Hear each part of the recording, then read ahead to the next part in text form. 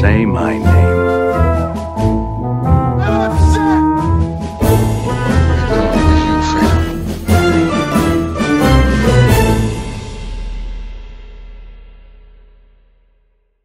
يا اهلا يا جماعه، عاملين ايه؟ اوكي، ده الفيديو التاني اللي احنا هنرتب فيه الافلام اللي احنا كنا طلعناها احسن افلام من السنه. هم كنا طلعنا حوالي 16 فيلم. هنرتبهم بقى ونطلع منهم احسن 10 افلام. فمبدئيا خلوني اجيبهم كده قدام عشان نشوف لو في حاجه منهم هنشيلها، في حاجه منهم هنسيبها بتاع. احنا بنستعمل صحيح التمبلت بتاعت شانل فيلم جامد بتاعت الناقد الكبير استاذ محمد مهدي، الدود الكبير يعني، فنشكره عليها. طيب ماشي. معانا الافلام اللي معانا 13 لايفز، اتينا، ذا فابلمنز، ديسيجن تو ليف، الكوري، اول كوايت ان ذا ويسترن فرونت، everything everywhere all at once, the Banshees of Inisherin, Bullet Train, Black Phone, The Batman, Argentina 1985, Glass Onion, The Northman وإلفيس. دول 16 فيلم. طيب احنا ممكن الاول نخليهم 15 عن طريق ان انا اشيل بلاك فون. بلاك فون انا بحبه فعلا وحبيته، بس بصراحه في وسط الافلام دي لا، ما اعتقدش ان هو عنده فرصه يعني. طيب خلونا ندخل كده افلام مبدئيه. في افلام خليكم فاكرين ان احنا ما اتكلمناش عنها، ده منيو كمان كان مستخبي، وتوب جان. في افلام احنا ما اتكلمناش عنها الحلقه اللي فاتت، فاحنا لسه محتاجين نتكلم عنها. فخلونا مبدئيا ندخل توب جان بما انه فيلم اتكلمنا عنه يعني، وزي ما قلت توب جان فيه حاجات كتير مش حاجه واحده ولا اتنين. وبما ان توب جان كمان كده كده هيبقى موجود معانا، فانا هحطه بشكل مبدئي رقم 2. هو هيتحرك في اول 3 مراكز عشان اكون صريح. ممكن ندخل برضو مين تاني؟ خلينا نحط ذا منيو رقم مثلا 6 مؤقتا، تمام، لحد ما طيب ده منيو مننا ما اتكلمناش عنه، فخلونا نتكلم عنه بقى سريعا لان واحد من الافلام اللي فيها كلام مش قليل يعني. ده منيو هو فيلم فكرته باختصار هو عندما يعاقب صاحب الفن المستقبلين للفن بتاعه. وده مش طبيعي ان هو يحصل، بس اي فن في العالم بيتم استقباله من فئات مختلفه من المجتمع، وكل فئه منه بتؤثر فيه بشكل او باخر. ففي فئات مثلا بتعبث بالفن نظرا لسطوتها ونظرا لثرائها الفاحش والكلام ده كله. وده تقدم منه حاجه كده مشابهه في فيلم جلاس اونيون، فكره لوحه الموناليزا اللي موجوده في البيت عند الشخص الغني، علشان احنا في حاله بانديميك بتاعت كورونا وبتاع، فمحدش مستفيد منها. فانا جايبها عندي في البيت لان انا شخص غني واقدر ان انا اتحمل الموضوع ده. ده نفس الفكره، دي فئه من الفئات اللي بتستقبل الفن. فئه تانية هي الفئه اللي بتنتقد دايما نقد بيشوبه الفساد، وبتؤدي بان ده بيؤثر على الفنان او على العمل الفني بشكل او باخر، وبتؤثر على حياه الفنان. ودي احدى الفئات اللي اتقدمت في الفيلم ده منيو. فئه تانية هي الفئه اللي بتتعامل مع الفن معاملتها مع اي حاجه تانية، هي مش فارق معاها، هي ما بتعرفش تميز الفن اصلا، ولكنها من الطبقه الراقيه اللي بتروح مثلا متحف تتفرج على لوح او تروح مش عارف فين عشان تستمتع بايه، بس هي اصلا مش قادره تميز ده ايه، ومش قادره ان هي تدي للفن ده قيمته الحقيقيه. فئه تانية برضو كانت موجوده في الفيلم، وهي الفئه اللي بتحاول تبريك داون دايما الفن، سواء كان فيلم، سواء كان اغنيه، سواء كان رسمه، سواء كان اي عمل فني في العالم. هي بتحاول دايما ان هي تفسر كل حاجه فيه، بتحاول دايما ان هي تدي معنى لكل حاجه فيه، وده مش لازم يحصل. زي ما قلت لكم في افلام انت مش شرط تفهم اللي انت شفته، بس ممكن تحسه. الافلام الاكسبيرمنتال كلها اساسا قايمه على المبدا ده. الافلام الاكسبيرمنتال ما فيهاش قصه، ما فيهاش ممكن ما يبقاش فيها حوار اصلا، بس هي قايمه على حاجه انت بتشوفها فبتتحفر في ذاكرتك او بتحسسك باحساس معين. ده هو السر في اي صناعه عموما، سواء كانت بقى رسم، سواء كانت غنى، سواء كانت شعر، سواء كانت افلام، سواء كانت اي حاجه. وفي عالم الفيلم بتاعنا هي الطبخ، لان الفيلم بيحكي عن قصه شيف من اشهر، او هو تقريبا اشهر شيف على مستوى العالم. المطعم بتاعه موجود على جزيره منعزله، والناس عشان خاطر تروح المطعم ده بتروح على الجزيره تقضي الليله هناك وبترجع تاني يوم. والحاجه اللي هم بياكلوها كلها مصنوعه او مزروعه على الجزيره دي. طبعا بيدفعوا مبالغ طائله جدا. ده الاطار بتاع الفيلم، والعناصر اللي انا قلت عليها بسبب الفن كلها عناصر من العناصر اللي موجوده في الفيلم، وراحوا المطعم بتاعنا. والفيلم بشكل عام هو كوميديا سوداء، او دراما رعب كوميديا، الثلاثه مع بعض. دي قصه الفيلم باختصار، وده الهدف من الفيلم باختصار.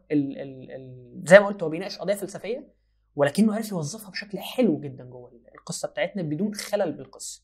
وموضوع دون خلل بالقصه ده محتاجين نركز معاه، لان في افلام كتير يعني بتمر بالموضوع ده، بس افلام اخلت بالقصه بسبب الرمزيات وبسبب الفلسفه وبسبب الافكار والكلام ده كله، افلام لا. طيب ذا فابلمنتس، انا زي ما قلت ده فيلم يخصني قوي بصراحه، فانا هحطه مثلا مبدئيا في المركز الخامس، لانه عجبني جدا جدا، ولانه كمان فيلم يعني يستاهل المركز ده على مستوى الجوده وعلى مستوى الصناعه. ميشيل ويليامز عامله دور جامد قوي يا جدعان. ميشيل ويليامز من الممثلات اللي حقها بحسه مهضوم شويه، كل سنه بتعمل فيلم مهم وبتعمل دور متميز، بس دايما الكلام بيبقى على مارجو روبي، بيبقى على انيا تايلر جوي، بيبقى على زندايا، بيبقى على مش عارف ايما ستون لو عامله فيلم. ميشيل ويليامز حاسها مهضوم شويه. طيب قول كويت اند ويسترن فرونت عشان برضو عندنا كلام عنه الاول، بس خلونا ندخله فين في المركز السابع مثلا بشكل مبدئي. قول كويت اند ويسترن فرونت بقى الوضع فيه مختلف مش قوي يعني، ولكن الفيلم ده هو الفيلم الحربي الوحيد زي ما قلت في 2003 في 2022. وانا عندي فكره عن الافلام الحربيه ان انا كل فيلم حربي بشوفه، دي ميزه في الافلام الحربيه، كل فيلم حربي بشوفه دايما بيبقى معلي على اللي قبله. الكلام ده من ايام زمان، من ايام فول ميتال جاكيت و ابوكاليبس ناو والافلام دي. دايما كنت بتلاقي الفيلم اللي عليه الدور بيعمل حاجه جديده اللي قبله ما عملهاش. في سيفينج برايفت راين بيعلي على اللي قبله، فيوري بيعلي على اللي قبله، هاكسو ريدج بيعلي على مش شرط يعلي عليه في المطلق، ولكن بيعلي عليه في حاجه او بيقدم حاجه جديده. بعد هاكسو ريدج جه دانكرك بتاع كريستوفر نولان، واحد من اكتر الافلام الحربيه اللي انا بحبها، وعملت عنه فيديو كامل لان ناس كتير ما بتحبش الفيلم ده، بس الفيلم ده عظيم جدا. بعد كده جه 1917 علق اكتر واكتر، يعني انا كنت خلاص بدات اتشبع من النوعيه دي، قلت مفيش افكار جديده تقدر تتقدم في الافلام دي. اول كويت اند ويسترن فرونت هو الاجابه. اول كويت اند ويسترن فرونت بيصر برضو ان لا، القاعده لسه مستمره ولسه في جديد يتقدم في النوعيه دي من الافلام، على الرغم ان مش كل الافكار جديده عشان اكون صريح، سواء بصريا او سواء على مستوى التصوير الحرب. ولكن الفيلم ده في حاجات كتير بيقدمها جديده. الفيلم ده بيقدم، هو فيلم اولا فيلم الماني، فهو بيدور لاول مره بيوريك الاحداث من الجانب الالماني مش من الجانب بتاع قوات الحلفاء، ودي حاجه جديده. الحاجه الثانيه الفيلم بتاعنا هو بالمناسبه بيدور عن الحرب العالميه الاولى مش الحرب العالميه الثانيه، فهو اول فيلم يبين حرب الخنادق، اول فيلم يوريك الخندق من جوه فعلا عامل ازاي، ان الحرب دي ما كانتش سهله وصعوبتها كانت في كميه. الخندق ده كان كفيل ان هو لو مش هتموت اصلا من المعركه نفسها، الخندق ده كفيل ان هو ينشر كميه امراض مش طبيعيه. الحرب دي اصلا قايمه على ايه؟ انت حرب الخنادق كانت حرب وهميه، لان انت لو انتصرت انت هتكسب 4-5 متر، انت مفكر نفسك مش هتكسب كيلو ولا 2، ده كلام عبيط يعني. يوريك الحياه بتاعت الجنود دول في الحرب، وازاي الالمان اصلا كان بيتم استقطابهم للحرب من بلدهم، وايهامهم ان ده احنا رايحين فرنسا، انتوا هتروحوا هناك تنبسطوا وتتفسحوا، انتوا مش رايحين تحاربوا ومش هتموتوا. ومع ذلك اول ما الجنود بتوصل، واول حاجه بيعملوها لما بينزلوا خندق انه بيطلب منه ان هو يلم السلاسل بتاعت الجنود الميته. يعني حاجه مش طبيعيه. الدبابات واول استخدام للدبابات في المعركه، مع ان المشهد ده كان فيه شبهه شويه في سيفينج برايفت راين، بس الدبابه دي اول مره تستعمل رياكشن للجنود وهم مش عارفين الارض بتتهز ليه، ومشهد الدبابه وهو نازل بيدوس على واحد كامل جوه الخندق. فيلم مرعب، فيلم شرس، عبثيه رجال السياسه ورجال السلطه هم بيعبثوا بالحرب، وفكره الوقت اصلا بتاع وقف اطلاق النار فكره جديده محدش فكر يعملها قبل كده. لا لسه في جديد الافلام دي تقدر تقدمه. ماشي، معانا ايه تاني؟ معانا بولت ترين وجلاس طيب ما بين بولت ترين وجلاس اونيون من الاثنين افلام كوميدي، انا هدخل واحد بس منهم يا دادا عشان اكون صريح. وانا هدخل بولت ترين. بولت ترين انا اتكلمت عنه الفيديو اللي فات، ما اعتقدش ان عندي حاجه جديده يعني اقولها. بس زي ما قلت هو اكتر فيلم ضحكني السنه دي، مفيش فيلم تاني ضحكني اكتر من بولت ترين السنه دي، بما فيهم جلاس اونيون نفسه ضحكني. جلاس اونيون بس لا، بولت ترين احلى. وجلاس اونيون انا مش شرط اقول ان الجزء الاولاني احلى، هو الجزئين كويسين والله، مش عارف، ده اختبار الزمن ده بقى مطلوب شويه. ده باتمان. ده باتمان خلونا ندخله المركز الثالث. تمام، انا هتحيز شويه لكونه فيلم كوميك بوك واحطه في الثالث مش في الرابع.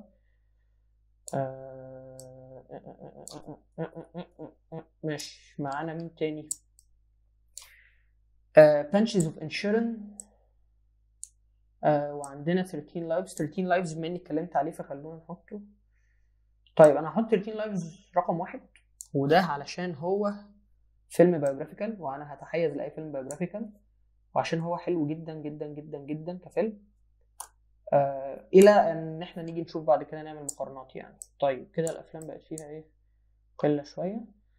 بانشز اوف انشيرن بقى هحط رقم 4، وبانشز اوف انشيرن عايز اتكلم عنه شويه. ان الفيلم ده فيلم بيجسد معاني الصداقه، بيجسد معاني الوحده، بيجسد معاني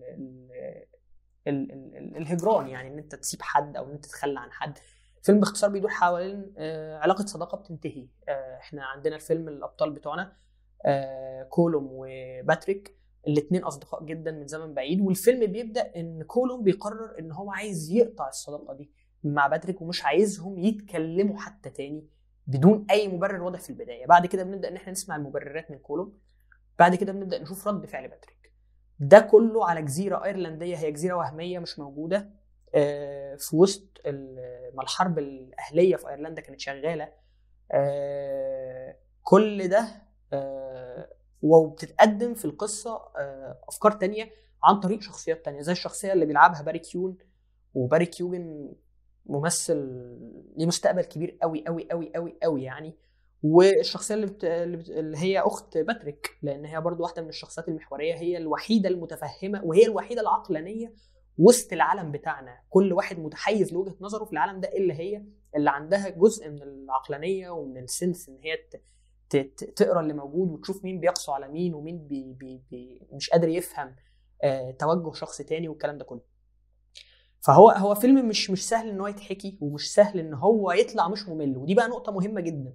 عشان كده انا قلت عليه هو مختلف عن باقي الافلام اللي هي بتتعمل زي كل سنه. في افلام كتير كل سنه بتبقى برضو بتتكلم عن شعور او عن فكره، زي نومادلاند مثلا. نومادلاند ومع انه كسب تقريبا اهم الجوائز في السنه اللي هو نزل فيها، بتاعت السنه اللي فاتت او اللي قبلها، انا ما حبيتش نومادلاند وكنت ملان جدا منه.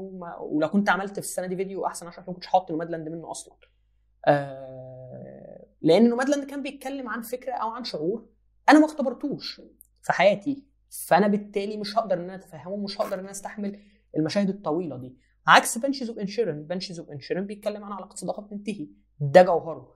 فكتير مننا اكيد جرب احساس زي ده قبل كده، فبالتالي انت هتبقى منسجم اكتر مع الفيلم ده. في شويه امور ما كانش ليها معنى في الفيلم، حاجات اتعملت ما كانش ليها معنى يعني، ما استفدناش منها حاجه بصراحه، بس مش حابب احرقها. ولكن العنف اللي اتجسد في الفيلم ده في شكل ما برضه، عشان ما احرقش، ده اكيد اي حد شاف الفيلم هيبقى فاهم قصدي ايه. كان بيوريك، هو بيتهيألي كان مدلوله الاساسي هو ان هو يبين لك مدى اصرار الشخص اللي كان ظهر ده من جانبه يعني، علشان خاطر يوريك هو قد ايه مصر على موقفه ومصر على قراره، وان هو قراره ده بيعني له حاجه كبيره.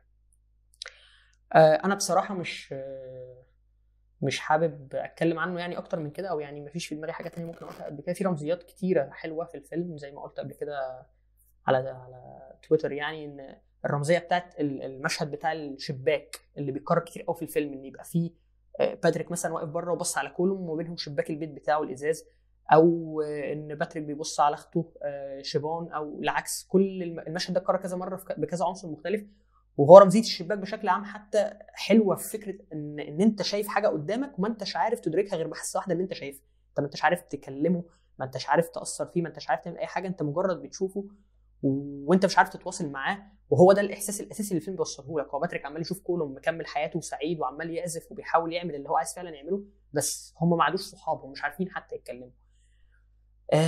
فبس ده بانشز اوف انشيرن اكتر فيلم زي ما قلت اثر فيا باحساس الحزن في السنه دي بصراحه، فانا هبقى ميال. طيب احنا كده فاضل معانا مكانين اللي الفيلمين يدخلوا. طيب ارجنتينا انا قلت مش هدخله لان انا عندي معاه شكل. جلاس اونيون انا خلاص دخلت. باليت ترين، إلفيس وذا نورثمان، Everything Everywhere All at Once لازم يدخل، فهدخله مبدئيا رقم 8. تمام. وده برضو احنا اتكلمنا عنه خلاص الفيديو اللي فات، ما اعتقدش ان انا عندي كلام جديد اقوله عنه يعني. نيجي بقى للمركز الوحيد او المكان الوحيد اللي باقي عشان بقى نشوف المراكز. Decision to Leave فيلم حلو بس كان ممل في اوقات كتير، فما اقدرش اشجعه قوي. جلاس اونيون خلاص، ارجنتينا خلاص، ذا نورثمان وإلفيز وأثينا. طيب انا هدخل أثينا بصراحه، لان زي ما قلت انا مش كل يوم هشوف فيلم اولا اكشن حلو قوي كده، ثانيا في التصوير ده، ثالثا مش هشوف كل يوم فيلم بيتكلم عن المهاجرين الجزائريين في فرنسا، وبيبقى في اشخاص عربيين وفي اشخاص مسلمين وفي اشخاص عندهم الكم ده من الكبت ومن الغضب تجاه مؤسسه او منظمه او جهه البوليس او الكلام ده كله. انا حاسس ان ده برضو فيلم ليا قوي، فانا بصراحه مش هقدر ان انا افضل حاجه ثانيه عليه. طيب نرتب بقى الافلام. 13 لايفز ولا توب جان؟ 13 لايفز احلى من توب جان بصراحه. 13 لايفز الفيلم الوحيد في السنه دي اللي انا كنت كان 2.5 الفيلم صح لو انا فاكر صح، او 3 ساعات الا ثلث تقريبا، وانا كنت عايزه باطول من كده. الفيلم الوحيد اللي انا حرفيا ما كنتش مهتم بالوقت وانا بتفرج عليه خالص، ده اكتر احساس يخليني متاكد ان الفيلم ده لازم يبقى رقم واحد. توب جان ولا باتمان؟ لا توب جان. باتمان ولا بانشيز؟ لا باتمان، لان بانشيز انا ستيل في الاول في الاخر بحبه، بس كل مره هشوفه برضه هبقى متضايق، هبقى في سنه ملل. لا باتمان مش هيبقى فيه الموضوع ده بصراحه. بانشيز ولا فابلمنز؟ صعبه دي. لا هقول ذا فابلمنز بدل بانشيز بصراحه. طيب خلونا بس نحطها كده. ايوه بانشيز كده ماشي. ذا فابلمنز ولا باتمان؟ لا باتمان. بانشيز ولا دومينيو؟ بانشيز. All Quiet on the Western Front ولا دومينيو؟ دومينيو. Everything Everywhere All at Once ولا All Quiet on the Western Front؟ لا Everything Everywhere All at Once احلى من All Quiet on the Western Front بصراحه. يعني استمتعت بيه اكتر. الساعه الاولانيه من فيلم Everything Everywhere All at Once مش طبيعيه. الساعه دي كان فيها اكشن حلو جدا، وفيها اصلا انت القصه بتتشرح لك، وانت اول ما بنبدا الرحله بتاعتنا جوه الفيلم بعد اول تقريبا ربع ساعه و10 دقايق من الفيلم انت بتبقاش فاهم اي حاجه، وبتبدا واحده واحده تفهم، وده كله في وقت مش قليل. فالموضوع في اول ساعه كان سريع وفي كوميديا وفي اكشن حلو، وفي اصلا بنعرف بقى العالم بتاعنا ماشي ازاي، وبنبدا نتعرف على كل الناس اللي فيه، وان احنا اي شخص كان في العالم الاساسي بتاعنا احنا نقدر نستعمله جوه المغامره بتاعتنا، ودي كانت فكره حلوه جدا. مشكلتي بس مع Everything Everywhere All at Once النهايه كانت طويله اطول شويه من اللازم، والفيلن مفهوم الفيلن جوه العالم ده، الرغم ان هو في اول الفيلم كان جذاب وفي غموض كده وسحر شويه حلوين، ولكن في الاخر خالص بقى بالنسبه لي زي ما قلت النهايه بقت طويله، فالموضوع سخف قوي. يعني ما بقتش حاسس ان انا يعني متعاطف تماما مع كل اللي بيحصل ده. دي مشكلتي الوحيده مع الفيلم. ونصه الثاني اكيد ابطا نص الاولاني، بس انا مش هطالب الفيلم ان هو يبقى كله زي النص زي اول ساعه فيه، ده مستحيل ان هو يحصل عشان نكون صريحين يعني. فدي بس مشكلتي الوحيده معاه. فنرجع بقى تاني All Quiet on the Western الاول Everything Everywhere All at Once ولا دومينيو؟ لا Everything Everywhere All at Once برضه احسن من دومينيو بصراحه، او اتفرج عليه تاني عن دومينيو. يعني دومينيو مش وحش بس مش مسلي بنفس المقدار بتاع Everything Everywhere All at Once. طيب Everything Everywhere All at Once ولا بانشيز؟ لا بانشيز مش هنهزر.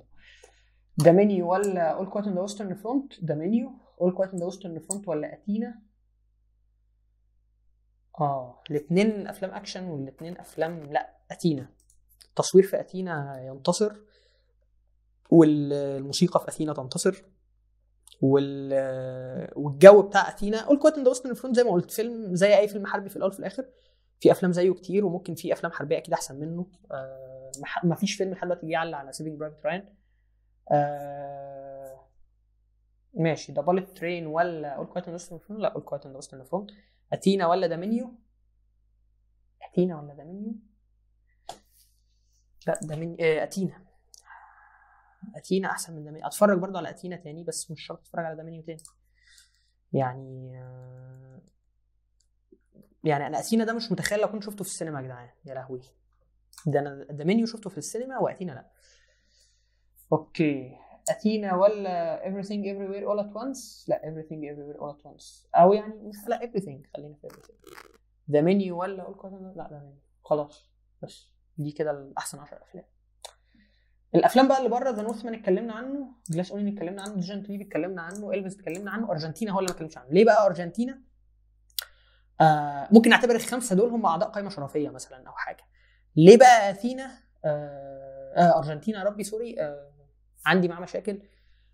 لان ارجنتينا انا شرحت الحلقه اللي فاتت هو بيتكلم عن ايه، وشرحت الصراع المفروض يكون فين. الصراع المفروض يكون في التهديد على حياه الشخص ده وعلى عيلته اللي هو المدعي العام، الفرقه اللي هو هيكونها، ودي فيها فكره اتقدمت فعلا في الفيلم، فالفيلم ادى الفكره دي حقها. موضوع التهديدات اتقدم في الفيلم، ولكن عمري ما حسيت ان انا خايف بنسبه 70% حتى على الابطال، على الشخصيه الاساسيه بتاعتنا وعيلته.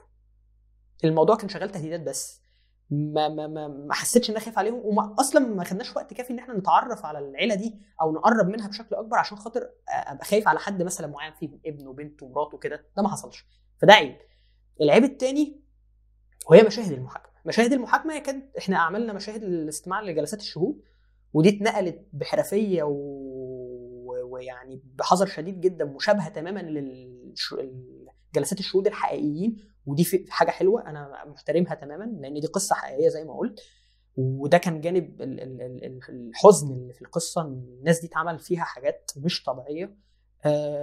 ولكن مشاهد بقى المحاكمه نفسها، مشاهد اللي انت بتتفرج على نوعيه الافلام دي عشانها، اللي هي المشاهد بتاعت الباتشينو في Justice for All، وبتاعت فيلم A Few Good Men، وبتاعت الباتشينو تاني حتى في سنت اوف هومان على صغير كده في المدرسه. المشاهد دي اللي انا بتفرج على فيلم زي ده عشانها، مشاهد المرافعات ومشاهد الستيتمنتس. انا اكاد اجزم ان ذا تريل اوف ذا شيكاغو 7 اللي كان من سنتين تقريبا، في مشاهد المحكمه احسن من مشاهد المحكمه اللي في ارجنتينا. انا ما حسيتش ان انا الشخصيه ما انفعلتش تقريبا، شخصيه البطل بتاعنا اللي هو شبه رشدي اباظه ده ما انفعلتش تماما، او مش فاكر لها انفعال قوي في الفيلم طول الفيلم كله. فانا ما قدرتش اخد الحاجه اللي انا اصلا متفرج على الفيلم ده عشان اخدها منه، اللي هي المتعه بتاعت مشاهد المحاكمه دي. فده بالنسبه لي كان سبب كافي يخلي الفيلم الفيلم ما ادانيش اللي انا عايزه، فانا ما قدرتش ان انا احبه بالقدر الكافي عكس الناس كلها يعني. فده رايي فيه باختصار عشان خاطر ما نحرقش جاز كتير وبس. انا بصراحه لو في فيلم من اللي بره هبقى عايز ادخله القايمه فهو ذا نورثمان وإلفيس، اكتر افلام انا هبقى حابب ادخلها القايمه. بس فعلا انا ما فيش فيلم من اللي بره انا استمتعت بيه اكتر من فيلم من اللي جوه. والموضوع برضو مرهون بفكره ان انا اشوف الفيلم تاني. خدوا بالكم ان اغلب الافلام دي اصلا معديه الساعتين، فالموضوع ما بيبقاش سهل ان انت فاضي مثلا فيلا شوف. انت لو فاضي هتبقى فاضي ساعه ونص، ساعتين بالكتير قوي، انما انا فاضي ان انا اشوف فيلم ساعتين ونص وبس. دي كده القايمه. تاني حابب ارشح جدا 13 لايفز، لازم الناس كلها تشوفه. وبالمناسبه الحادثه دي في فيلم برضو وثائقي معمول عنها اسمه ذا ريسكيو، نزل السنه اللي فاتت، بس ده فيلم وثائقي بقى مش فيلم روائي. انا شفته بعد الفيلم ده مش قبله، وكان حلو برضو. فعشان انت لو حبيت يعني تشوف حاجه شبه ده، ذا فابلمانز برضو ضروري الناس، خصوصا الناس اللي بتحب السينما تشوفه. اثينا لازم برضو الناس تشوفه، مرشح جدا. دامينيو كذلك، والفكره بتاعته زي ما قلت هي سهله، كل الناس هتبدا ان هي تتفهمها. وبالت ترين برضو فيلم حلو جدا يعني. بس مش عايز اطول اكتر من كده. كان معكم حسين اشرف. ما تنسوش لو الفيديو عجبكم تعملوا لايك، سبسكرايب بقى الحاجات دي. لو انت عندك راي في القائمه او عندك قائمتك الشخصيه ما تنساش تقولها في كومنت تحت. ومش قادر اقول لكم استنوني في فيديو جديد قريب عشان انا مش ضامن اي حاجه قريب. بس فعلا لو في فيلم انا شفته الفتره الجايه، في افلام كتير نازله الفتره الجايه كويسه، والسنه الجديده على فكره في افلام اكتر من دي، فالسينما بدات تفوق تاني الحمد لله عن السنتين اللي فاتوا. هعمل عنهم فيديوهات ان شاء الله. وبس، سلام.